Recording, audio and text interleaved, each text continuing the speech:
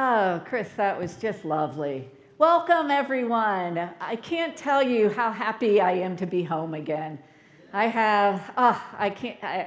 hope today I just expressed to you the love, the gratitude, and the warmth of just being back here.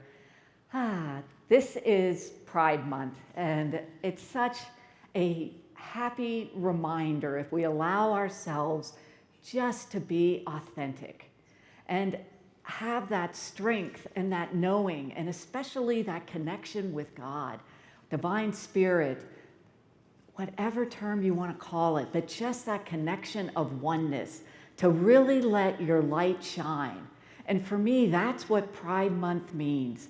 It allows us just to let our lights shine. Yeah, hoo-hoo is right. And when I was traveling here, I love the High Desert's purpose statement. And it's a way of spiritual living. So I'm just going to read it because the words are few, but they're potent. So it's the purpose of the High Desert for spiritual living is to be a space of unconditional love and acceptance of everyone. We provide a loving atmosphere of inspiration and learning. So welcome home and welcome here. I'm so glad to see everyone here and online. With that, I will turn it over. Community song. Everybody stand up, and we're going to sing Rise Up, Oh My Soul.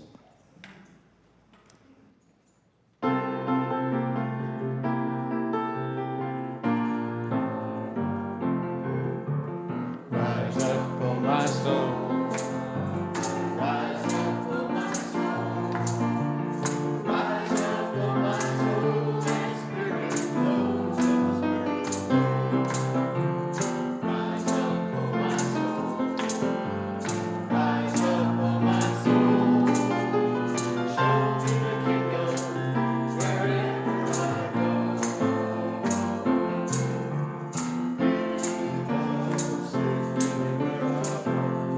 Where I walk.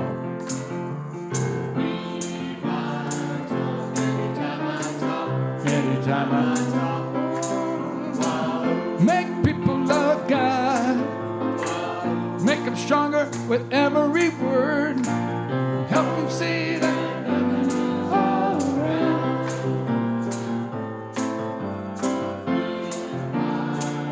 With the courage to play.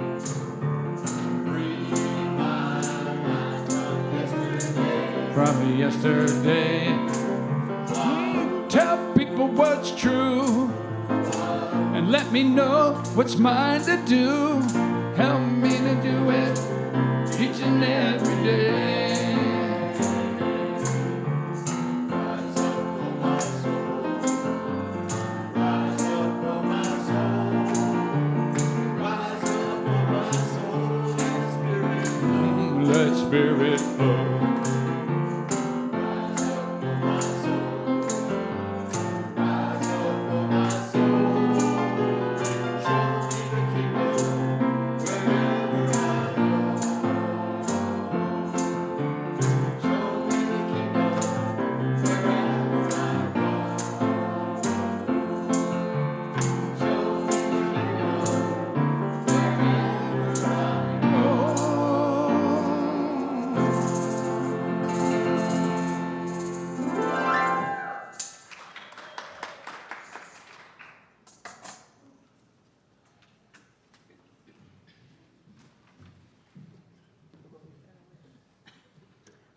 Everyone, my name is Emily Carruth, and I'm your MC for today.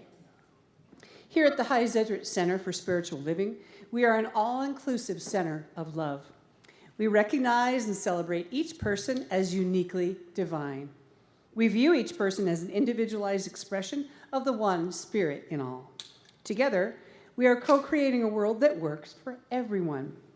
We teach and embody the Science of Mind principles that support our core values, which are love, healing, spiritual growth, oneness, abundance, service, diversity, and inclusivity for all.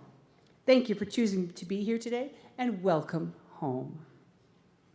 Thank you, everyone who is joining us online as well. Say hello in the chat box and let us know where you're watching from and how you're doing today. We love to connect with you and would love to see you soon in person. And now, if anyone is joining us here for the first time, we have a very special welcome to you. We're so glad you're here. If you don't already have a welcome packet, you can pick one up at the welcome table to the right as you exit the sanctuary doors. There's information about our center, as well as our Books and More gift shop, which will be open after service today, I believe. I'm not sure. Is it will be open after service today? Maybe not today. Or during the office hours throughout the week. All the ways you can connect with our center can be found in your program. Please take it home with you and keep it handy to connect with us if you have any questions. And now it's time for announcements. Current events happening at our center can always be found on the concierge table, online through our social media platforms, and the community calendar found on our website. These are all updated regularly, so please check in often as we are always adding new and exciting opportunities to gather here at our center. The first slide says join us today at 11:30 in the sanctuary for the deeper dive. It's the second service on the second Sunday. Reverend Valerie offers us an opportunity to discover how to apply the science of mind principles. A love offering is gratefully accepted. Next slide is life-saving blood is always needed for our local hospitals, for emergencies, and for surgeries. I'm sure a lot of you noticed the bloodmobile in the parking lot today. The portable blood bank is here until 1 p.m. And the bonus reward, besides providing this life-saving donation, you will receive a $20 Red Robin gift card. So donate today. The next slide, all of our women are invited to participate in the Empowering Women's Group tomorrow, Monday, June 15th at 10:30 a.m. This is a loving and supporting group. All who identify as women are welcome to attend. The next slide, join Reverend Valerie for the book study Becoming Supernatural by Dr. Joe Dispenza. We're meeting at the Friendship Hall this Tuesday at 11:30 a.m. A love offering is gratefully received. And the next slide, join us for karaoke this Friday, June 19th at 6 p.m. It is always fun and it's always friendly. Please bring an appetizer to share. And for more fun, bring a friend with you. You don't even have to sing. It's fun to just listen to other people sing. Or you can do a group song, like your favorite song. You can have 4, 5, 6, 7 people up there singing together, and that's a really fun way to have camaraderie. The next slide says, sign up for the Ancient Wisdom and Science of Mind and learn the history of the New Thought movement. Discover the 3 most influential spiritual thinkers who helped shape Ernest Holmes' philosophy. Holmes incorporated Troward, Hopkins, and Emerson's science, philosophy, and religion into the creation of religious science. This course will be taught by Reverend Anne Eisele online. Participate in this 5-week class is an investment of $165. The class starts Monday, June 22nd, and meets from 9 to 11:30 weekly for 5 weeks. See the concierge desk for registration information. And the next slide says karaoke again, which I really don't think we need to do that twice. So it must be picking up a plate or bowl in the Friendship Hall. Is that in the next slide? Is it? Yes, it is. Okay. So coming soon is the Father's Day bake sale. Please pick up a plate or bowl in the Friendship Hall to take home and fill up to bring back for Father's Day bake sale and auction. Bring your favorite treats. Bring yourself to this fun and lively event next Sunday, June 21st, starting shortly after service. Thank you, bakers and bidders, for celebrating this tasty event with us. The next slide says, join Frank for the garden party this Saturday, June 20th at 8 a.m. Bring your hand tools and your gloves. Thank you for all who are keeping our center beautifully. And the last slide. As a reminder, our practitioner team is here to serve you every Sunday. You can find the prayer request box in the garden room or see the practitioner of the day right after service near the piano for a quick spiritual mind treatment, which is, with the science of mind philosophy, is what we call affirmative prayer. Our practitioners are here to know the truth for you and work with you as you change your thinking to change your life. Thank you, practitioners, for all you do. We appreciate you. Now I welcome all who would like to join us for hugs and handshakes. This is a time to greet each other with a hug, a handshake, or you may remain in your seat. The choice is yours. Take it away, Chris and Jeff.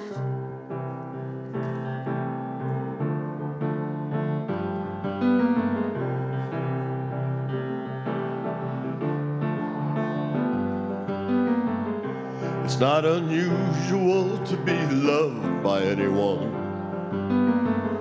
It's not unusual to have fun with anyone. But when I see you hanging about with anyone, it's not unusual to see me cry. Well, I wanna die. It's not unusual to go out at any time. But when I see you out and about, it's such a crime. If you should ever want to be loved by anyone, it's not unusual, it happens every day.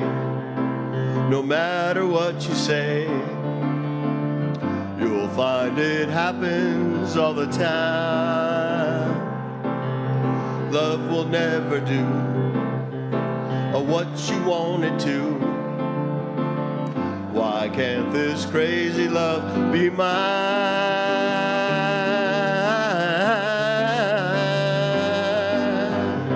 It's not unusual to be laughed at anyone.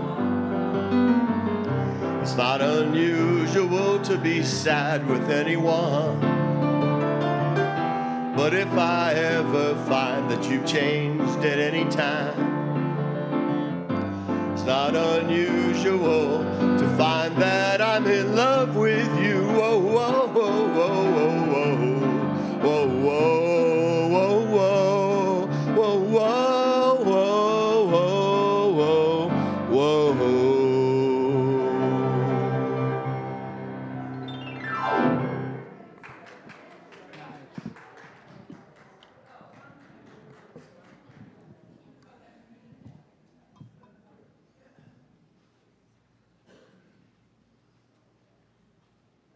It's so silent. That's almost scary.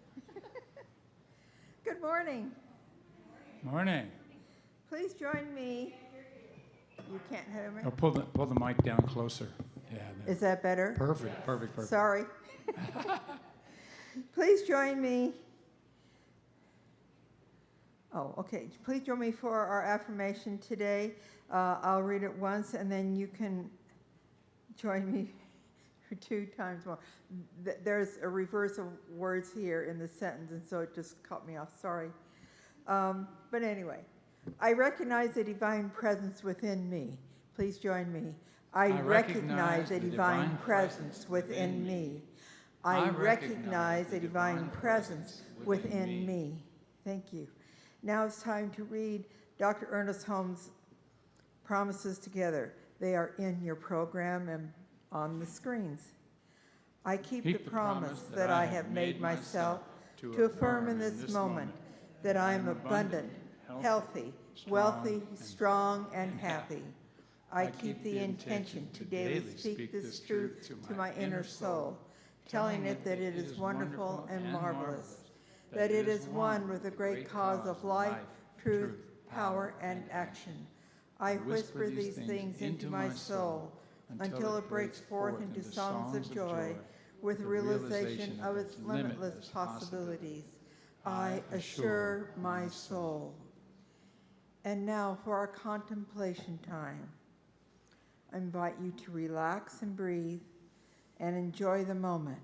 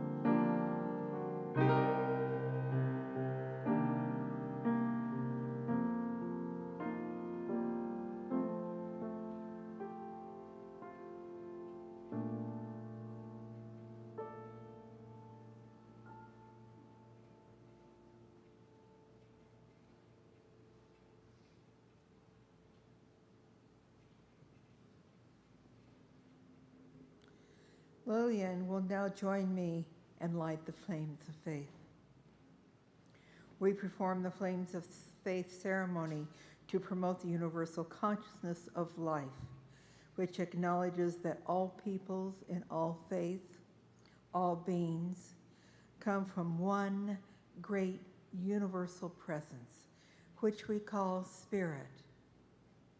The unity candle represents the unifying nature of all religious thought and experience, which we honor here today. We light the first candle for the Tao, honoring the universal path of harmony and equilibrium, the natural way. We light the second candle for the shamanic traditions, honoring the beliefs and practices of all indigenous peoples, the way of primal spirituality. We light the third candle for Hinduism, honoring the path of knowledge, action, and devotion. We light the fourth candle for Judaism, honoring the ethical path of living by sacred law.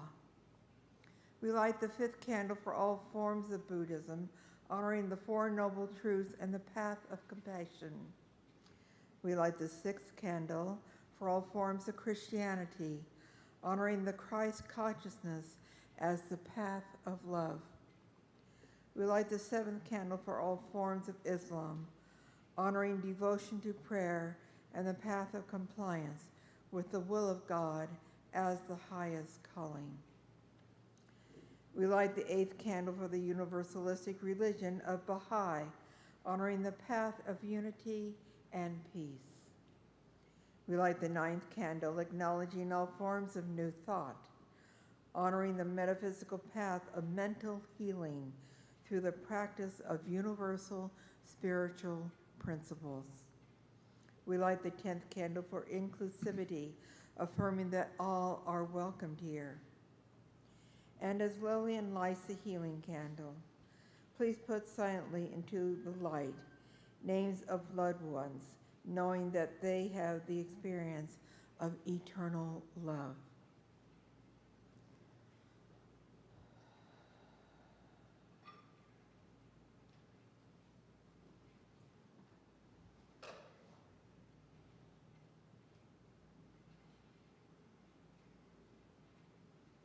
And so it is.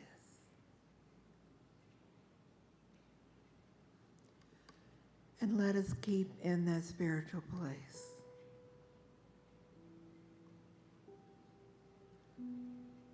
Let the I am of the divine enter you in your peace, in your freedom, in your love. We are that I am. Everything is perfect, whole, and complete at this one moment, right now. No matter where you are, no matter what you're doing, right now, we are one. And I bless this day and our wonderful Reverend Anne for coming back to visit us today, and our fantastic Reverend Valerie, and all the people that work here, that donate their time and their love and their tithing. Thank you, God, for each and every one, for we are truly blessed. And knowing that this is so, I release this day, and so it is. Take it away, Chris.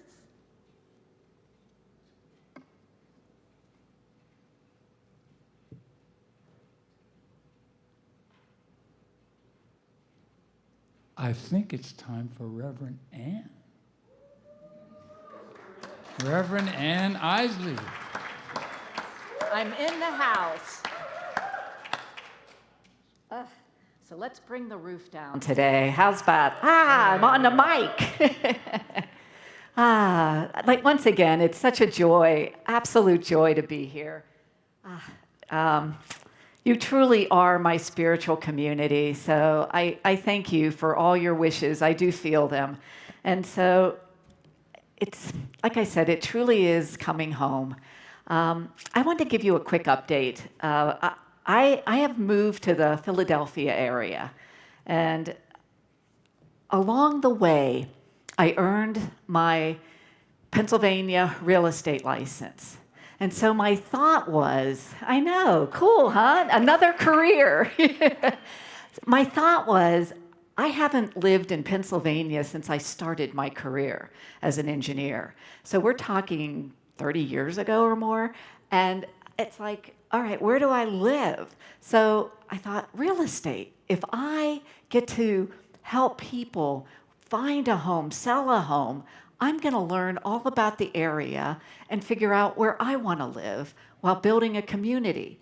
So that's my mission, and I'm going to keep this theme throughout my talk, try to pull in the real estate, because there's such parallels. You know, if you really allow yourself to be one with God, the parallels are unbelievable. So let's start. So this month, we are exploring themes from the teachings of Neville Goddard, particularly from his collection of lectures published, The Power of Awareness. So today's message centers on one of his most powerful statements. It's a provocative statement, and it's imagination. If you could go one slide. Imagination creates reality. And at first glance, this phrase might sound a little wishful thinking. We may hear it, imagine someone sitting in a chair daydreaming about a better life while doing nothing to create it.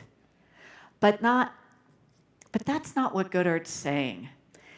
He taught that imagination is not fantasy. Imagination is creative power within consciousness itself. It's the ability to mentally and emotionally occupy a space of being before we become visible in our outer world.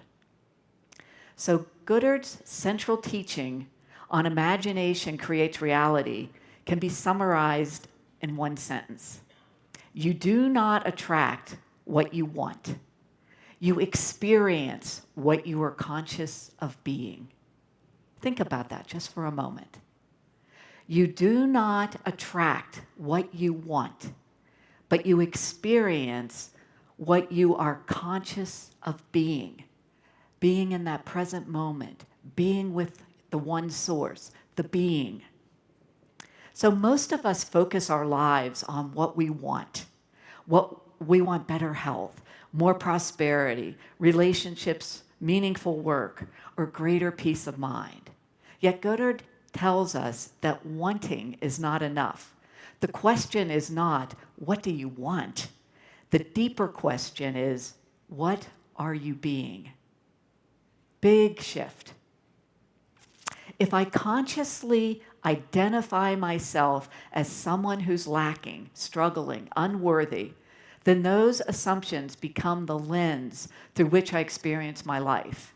But if I begin capable, loved, prosperity, connected to the divine source, my experience begins to reorganize around that new awareness. This is why Goddard made an important distinction between of something and imagining from something. So let's suppose, bring real estate in here, but let's suppose you desire a new home. Imagine of the home means saying, I hope I get that house someday. The house remains distant, separate, and unattainable. Imagine from. The home means entering, the feeling of already living there. You mentally walk through the rooms. You feel gratitude. You imagine preparing meals in the kitchen, welcoming friends through the front door, and resting in that peaceful chair. In consciousness, you become the person who already lives there. The difference is subtle, but it's profound. One approach reinforces separation, always out there. The other creates identity. I'm being there. Yet there's another piece to this teaching that is sometimes overlooked, and it's detachment. The key to move forward is confidently while remaining detached from our outcome. Many of you remember the proverb of a young cat chasing its tail. The young cat's running around in circles, chasing his tail. An old alley cat comes up and asks, "What are you doing?" And the young cat looks at him and says, "Well, I just got done at cat school, and I learned in cat school that happiness is in my tail. So I'm chasing it, trying to catch my happiness." And the older cat looked at him and said, "You know, I didn't have all the advantages that you had, but I did learn that, yes, happiness is in my tail. But what I learned is that if I walk forward, happiness follows me. I don't have to chase it." So think of just letting happiness walk with us. So how often do we chase our happiness? How often do we chase approval, success? The more tightly we grip our outcome, the more reinforce the belief that we do not already have it, that it's out there. The spiritual maturity invites us to hold that vision while releasing control. And I got to tell you, this is one of the practices I've been working on, that release of control. I can control my actions. I can control my thoughts. That's it. I cannot control anything else in this world. I can't control what Chris is going to play. I can't control how the rest of your day is going. I can't even control people that might work for me. Let it go. You bring what you can bring to the situation. You walk forward in faith. So let your happiness just follow you. This idea connects beautifully with the teachings of Ernest Holmes. Holmes was born 18 years before Goddard. And he's the founder of Religious Science, which is now the Centers for Spiritual Living. And he saw spiritual truth as the synthesis of science, philosophy, and religion. Religious science, he said, is a correlation of the laws of science, the opinions of philosophy, and the revelation of religion applied to human needs and aspirations of humankind. I was hooked. I heard that science, philosophy, and religion in one sentence, that's for me. It just, what we don't see, we put into our thoughts, it evolves. The unknown becomes the known. So in many ways, Holmes and Goddard are exploring the same territory, just from a little bit different direction. Where Goddard emphasizes imagination, Holmes emphasizes thought. Both recognize that consciousness is creative. Holmes famously reminds us, there is a power for good in the universe greater than you are, and you can use it. If anybody's opened the Bible, the Hebrew Bible, one of the first sentences is, God is good. That's the good. There is a power, that spirit, in the universe, and we can use it.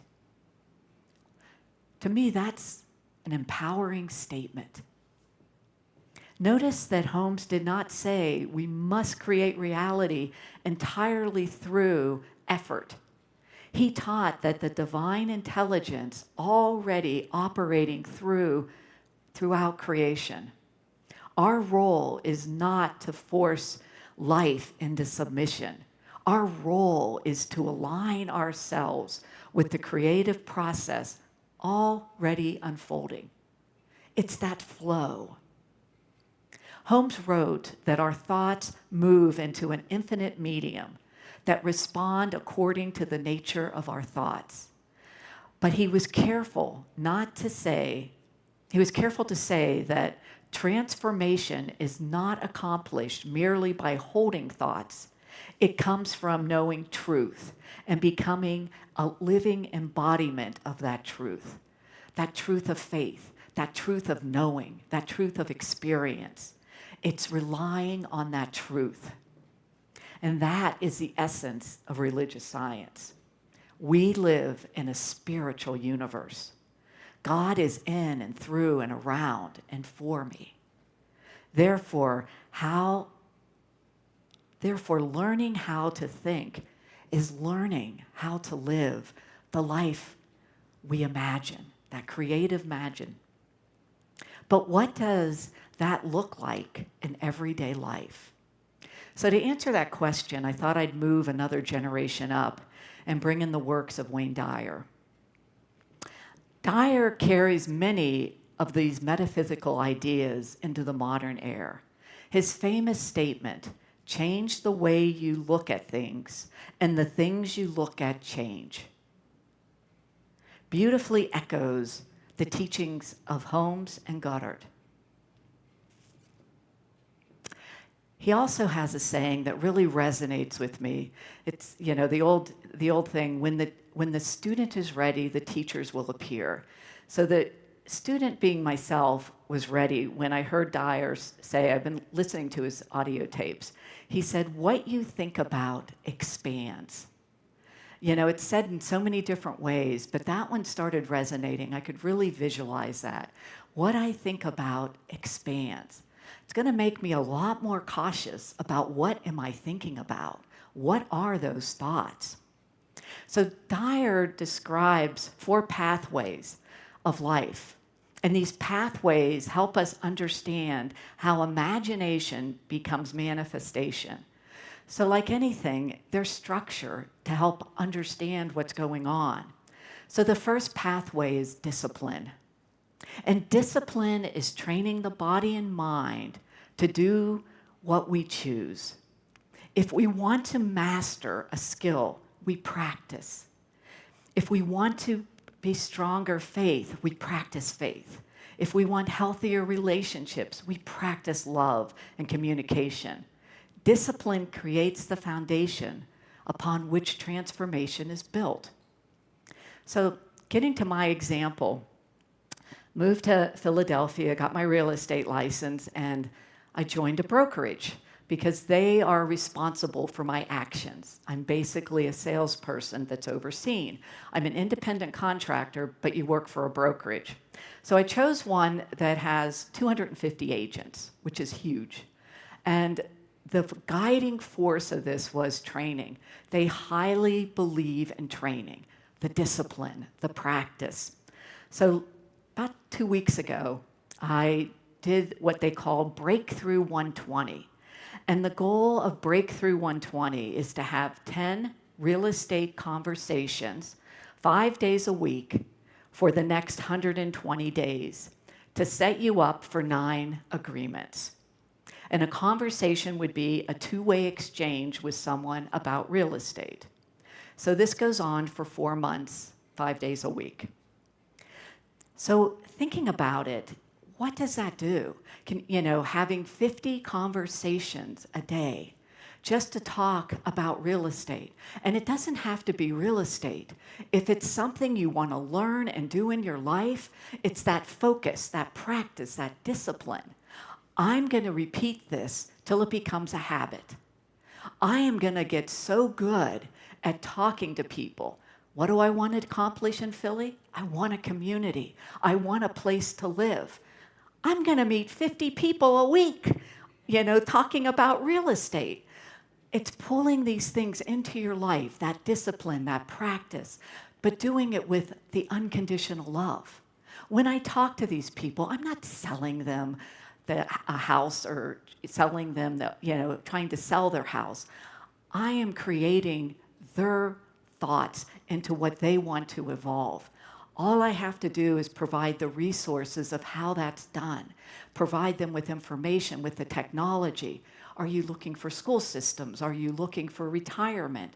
It's getting into that creative imagination of what you're trying to offer, or as I like to say, serve. Allow me to serve you. You know, there's 250 agents. There's plenty out there for all of us. So the second pathway is wisdom. So it's going to take in that discipline. So wisdom applies knowledge. It's not enough to learn principles. We must embody them. So Dyer illustrates this through the process of learning a profession. For me, it's learning the real estate. And so you finally develop that confidence until you can master it. So it's also, another example would be, think of it like education. When we send our kids to school, we want them to learn discipline and wisdom. Get discipline and use your head. It's a combination. So mastery is the highest level, the place where you get to a knowing that you are one with your source in that flow. So when I connect with my real estate clients and I get to the point of mastery, and it could be at one point and another point, but I am able to help them manifest what they desire. Not just that if, not just that of that Goddard's talked about, but that being of the house. So in my real estate adventure, the practice of discipline and applying wisdom is learning how to create an environment where the individuals and families can become part of a community or supporting them when leaving that community. It's much more than working with clients to sell and buy a home. For me, it's learning to listen to what's being said and what my clients need. It's learning through role-playing. It's learning through experience. It's learning through understanding what the area has to offer. I'm currently living in an area of Philly called Westchester, and in this particular area is all horse farms. So I have a small road outside my rental place. I'm renting a house, and I get at least 100 cyclists on that road weekly. And so my thought was, there's 100 people going by my house weekly. So my thought is, I'm having a lemonade stand. I'm putting up a lemonade stand, and I'm going to go out there and introduce them as, I'm your realtor. Who do you know that would love to have a house or sell a house? So it's taking that and then pulling that in so others know, hey, if you're a cyclist, telling you, if 100 people are coming down my street, and it's not all at once, it's over the week, this is a great place to cycle. It's all windy roads through the hills and mountains. So it's really putting yourself into those opportunities that I am doing my being and bringing in a community while I'm hoping I'm supporting others. I'm also very fortunate that I can use my previous experience and my knowledge and apply that to real estate. When I was in corporate America, I learned how to develop relationships in an effort to provide a pleasant and effective service and support.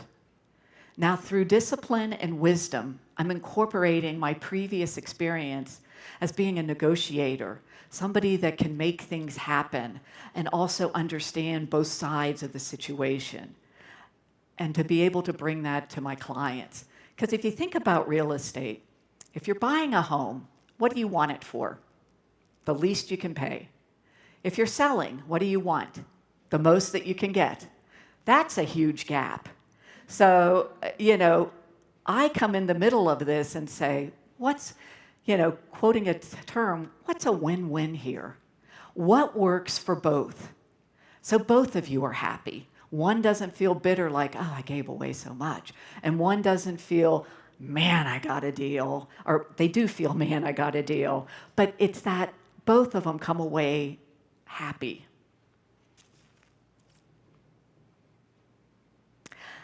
The key is to do my best with a knowing that there is enough business and it's not a competition between me and the other 250 agents in my office and then the thousands in the Philly area. It's important to remember that true nobility is not about being better than somebody else. Someone will always be smarter, wealthier, stronger, younger, faster, more talented in some area of life. True nobility is becoming better than you used to be. It's about a spiritual transformation and spiritual evolution. Having that knowledge has been powerful for me, that I am better than I used to be. It's changing my life. I've changed my mindset from I'm the best. Now, it could have came from being the youngest of 4 kids. I'm the best, but now it's like, I'm doing the best and I'm growing and I'm better than I was before. And you can even apply this to sports and being on a team. It's not necessarily about the other team. It's about your team working together to be able to shoot the basket, score the goal, run the field. It's not outside. It's what's in you, being the best and working with the other best. The other part that it is, I remember when I was living in Claremont, I do the master swim and get to be around for the swim team coach. And one of the coaches, fairly young, was working with some of the swimmers. And he told him, he said, your race is not on the side of you. Your race is in your lane. Being better than you were, being the best that you can. You might get motivated by seeing the sides, but that's not your competition. You are your own competition. And that trickles all through life. And that's the key that's really been resonating with me as I moved across the country. Some things, the teachers came and I was ready. So, life is not a competition. God does not give me more air than it's going to give Allison. God gives all of us all the air we want. We live in an abundant world. There's plenty of clients, real estate clients out there who want to buy and sell. So I just get to choose and attract who I get to work with. So moving on, the third pathway is unconditional love. And this pathway is probably the most important. So Dyer taught that if we're not doing what we love and loving what we're doing, mastery remains elusive. So love energizes the soul. Love transforms effort into joy. And love allows us to transcend limitations of the ego and connect ourselves with something larger. And Dyer uses the analogy of ego as edging God out. And that, I just think about that when I think of competition or some of the others, or thoughts that aren't necessarily as kind as they could be. It's like getting back to, I am connected to the source. We're all connected to each other. So if we're not loving what we're doing and doing what we love, we have 2 choices. We can change what we're doing, or we can change how we feel about what we're doing. And the second choice is instant. Change what you're thinking about the choice. Choosing to change what we're doing could ruffle feathers of caring people in our lives who have different plans for us. How many people out there have people telling you, what are you doing? Why are you doing this? Exactly. You love them. You want them. But you have to respect that tribal attitude and have a knowing of a belief. Have a following, instead of following a belief, have that knowing. To achieve unconditional love, we have to be independent of the good opinion of others. Manifesting takes place in the spiritual world, not the material world, not what we're experiencing or think we're experiencing here. It's the spiritual world. When we think, what we think about expands. So the tribal elements of doubt keep us from a higher level, because what you think about does expand. And if you think doubt, doubt's going to expand. So how do we get past the belief in and still honor our tribe? Start with being grateful for the teachers. We must let go of that tribal consciousness and shift to our own knowing. There's a big difference between what you believe and what you know. Everything you know is something you've made contact with, that conscious contact. There is no one in this audience that could swim by watching people swim or looking at a video. Eventually, if you want to learn to swim, eventually you must, or we must, enter the water. So likewise, spiritual truth becomes real when we expand it firsthand. Have you also noticed anybody that's had that unconditional love, how they just exude energy and spirit? I mean, you see it in musicians, you see it in the arts. Hopefully you see it a little bit from me today, but it's that love of what you're doing that you can just feel it. That's what you're encompassing. That's what you're trying to bring forth. Because when you love what you do, the ego, when you're in that ego part and not loving what you do, that's when you're separate from God. And you can never become a master if you're separate from God. You're not in that flow. So spirit is the world of unconditional love. And unconditional love is the source, the cells of our being.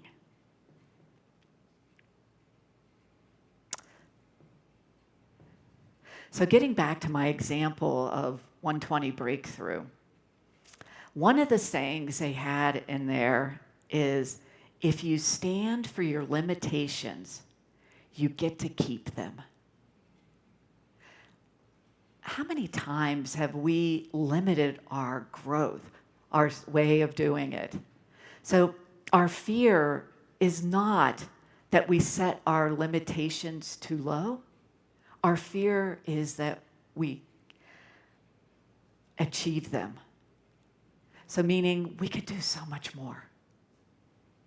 So I'm going to move on quickly to the last one, which is surrender. And this surrender has been misunderstood. Surrender, we have to surrender the little mind to the big mind. So surrender is not about giving up, conceding. That's the ego talking. That's edging God out. Surrender is letting go and spiritual connection, letting go and letting that spiritual connection where you're really connecting with it. AA has a saying, and I didn't hear this from, I'm a child of an alcoholic, so I went to a lot of AA meetings with my mom for her celebrations. But they have a saying that says, today I'm a camel. I start and end my day on my knees, and I can go a whole day without a drink. To me, that's just a beautiful saying of that connection, of staying connected to our source. It's that letting go, letting God.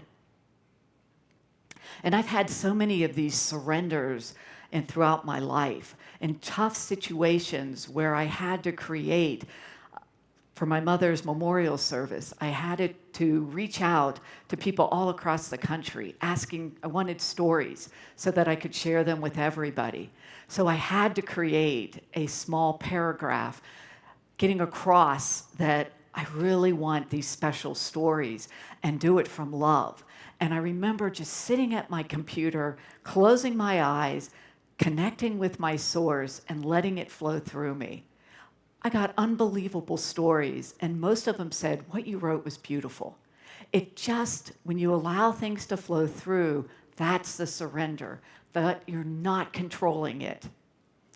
So I am going to end today with one of my favorite poems or prayers, which is from Mother Teresa. And so it's up on the screen. It's a lot of words. So if you could bear with me. All right. So people are often unreasonable, irrational, and self-centered. Forgive them anyways. If you are kind, people may accuse you of selfish, ulterior motives. Be kind anyways. If you are successful, you will win some unfaithful friends and some genuine enemies. Succeed anyway. If you are honest and sincere, people may deceive you. Be honest and sincere anyway. What you spend years of creating, others could destroy overnight. Create anyways. If you find serenity and happiness, some may be jealous. Be happy anyway. For the good you do today will often be forgotten. Do good anyway. Give the best you have, and it will never be enough. Give the best anyways. In the final analysis, it is between you and God. It was never between you and them anyway. Thank you.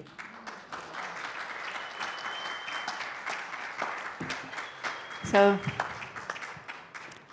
I invite you to just get into this spiritual mood, and then we'll go into a prayer treatment.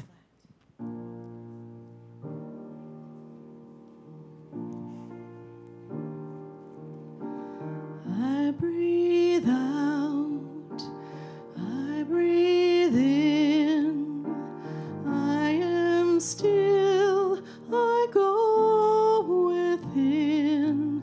When I quiet my mind, in the stillness I find. Spirit meets me there, Spirit meets me there.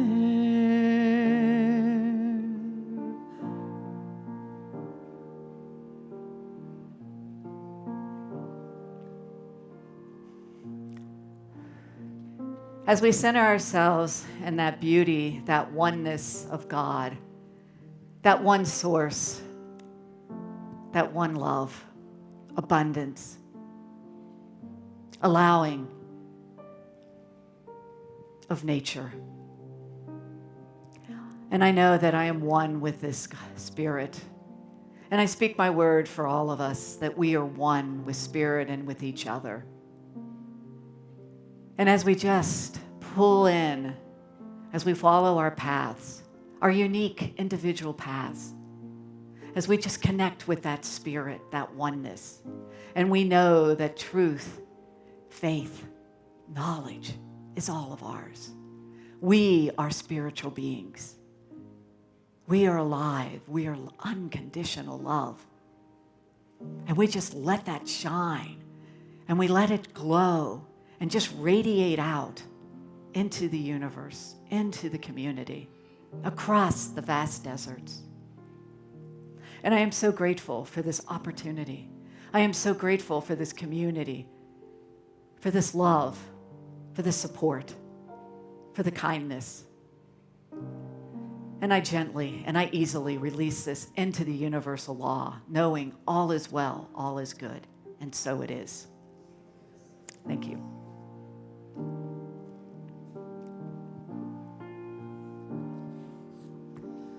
I breathe out, I breathe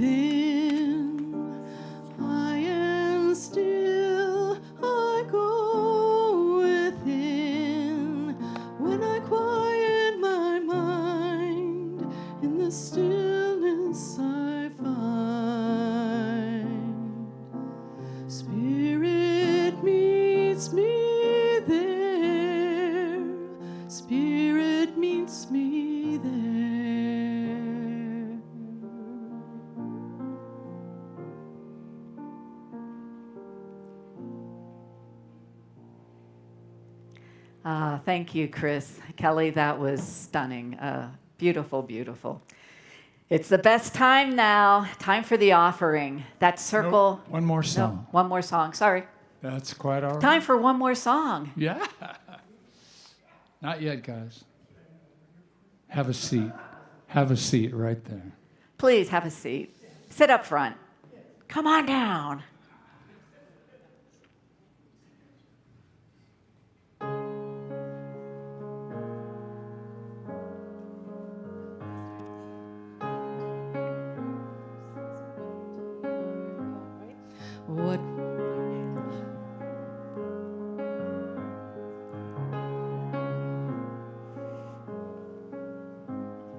What would I do if I knew that I could not fail?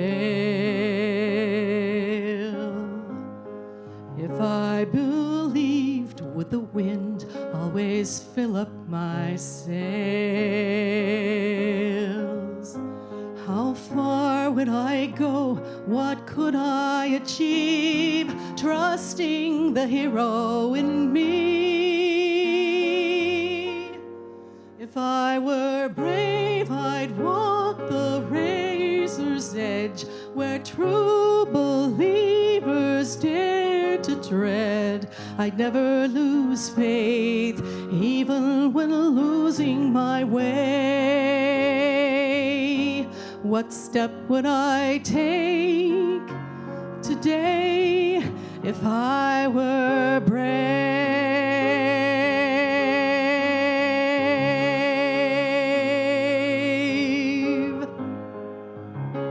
What would I do today if I were brave? What would I do today if I were brave? What would I do today if I were brave? What would I do today if I were brave?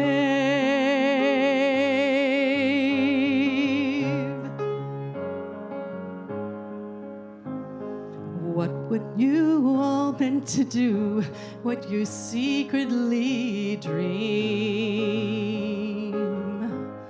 What would you ask if you knew you could have everything? Like the mighty oak sleeps in the heart of a seed, are there miracles in you and me? You know there are.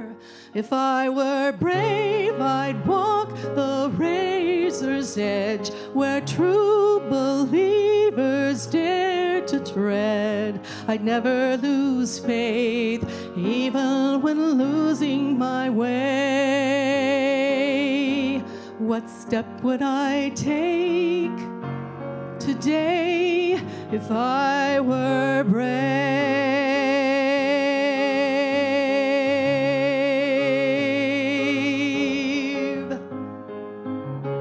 What would I do today if I were brave?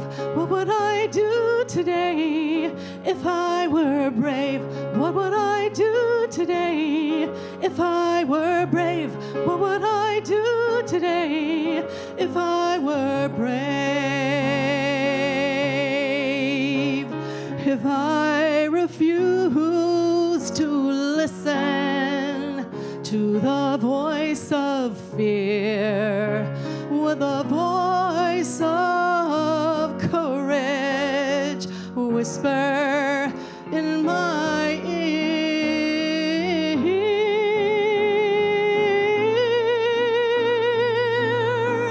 maybe this is what I hear.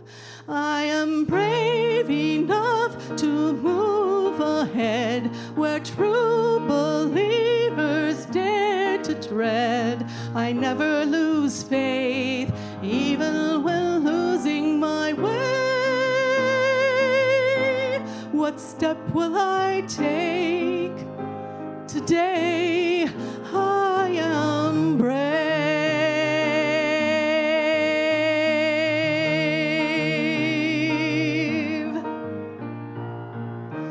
What will I do today? I am brave. What will I do today? I am brave. What will I do brave. What will I do today? I am brave.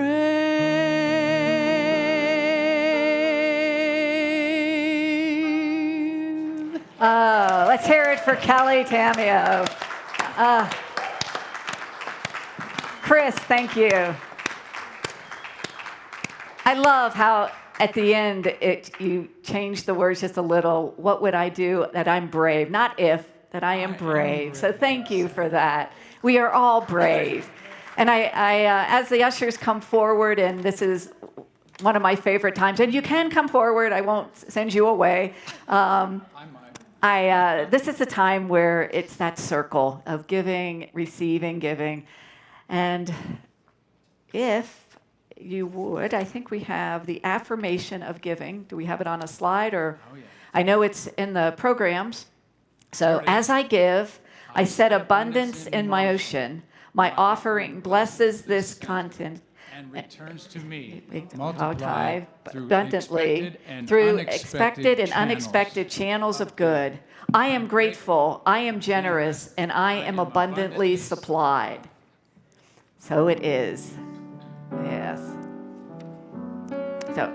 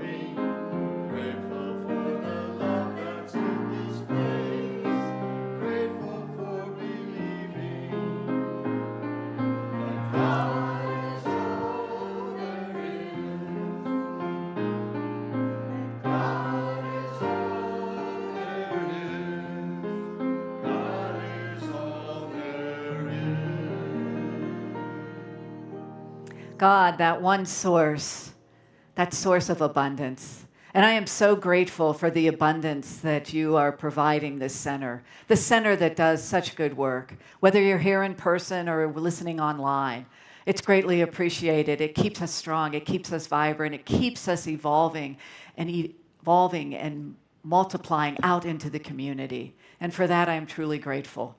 And I gently release these gifts into the universe, knowing all is good, all is well. And so it is. Amen. So it is. And I want to thank each and every one of you. I appreciate you being here a little longer. I was a bit wordy and a bit long. So I have so much to say to you. I just thank you. Thank you so much. And sorry for running things over. But with that, we are going to gather up and do a community song. If you'd like to hold hands, great. If you like your own space to move, great. That's right. So whatever works for you, take it away.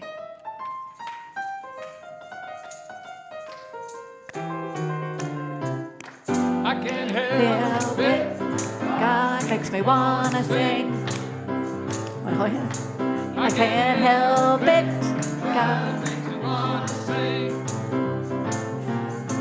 It makes me feel so good. I can do anything. I can't help it. God makes me wanna sing.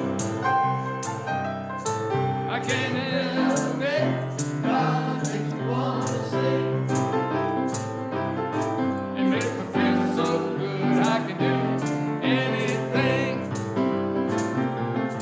It makes me feel so good. I can do anything.